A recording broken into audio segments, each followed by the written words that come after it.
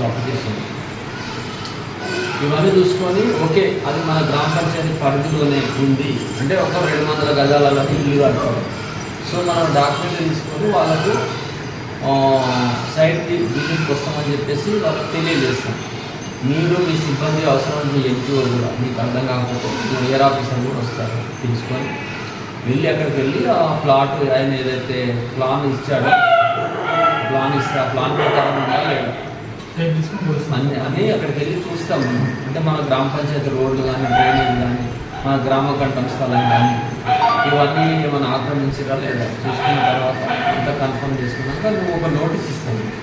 ఫలానా ఆయన ఒకటి గ్రామం ఇక్కడ బయట పెడతా ఉన్నాం, ఫలానా ఆయన ఇంటి పర్మిషన్ కోసం దరఖాస్తు చేసుకుంటూ ప్రకటన. కాబట్టి దీని మీద ఎవరైనా ఏదైనా అభ్యంతరాలు ఉంటే రాతపూర్వకంగా టైం ఇస్తారు, వారం 1 వీక్ ఇస్తారు. 1 వీక్లో మీరు ఎవరైనా ఉంటే తెలియజేయండి అని చెప్పేసి ఇస్తాం. అది ఇక్కడ గ్రామ పంచాయతీ కాబట్టి అవసరమైతే ఇంకో 1-2 ప్లేస్లలో కూడా పెడతాం. పబ్లిక్ ఎవరైనా ఆ ఇంటి పక్కోడు కానీ ఎవడన్నా వానికి ఏదన్నా వాళ్ళ ఇంటి పక్కన ఉన్నవాడు లేదు సార్ మాకు అభ్యంతరం ఉంది, ఈయన మాకు